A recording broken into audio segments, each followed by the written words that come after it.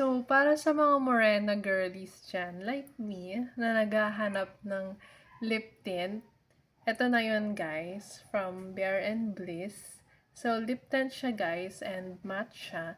And yung color niya is hindi ganon ka-dark.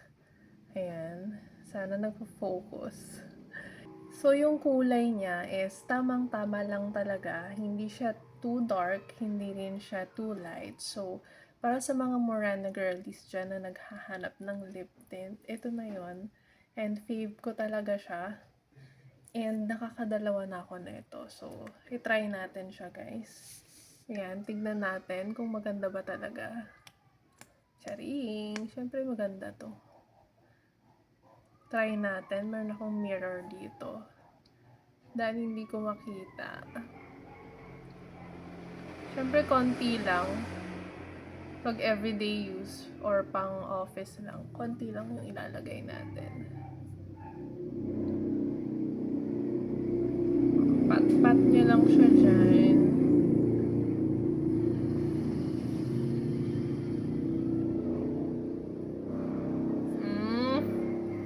See the difference, diba?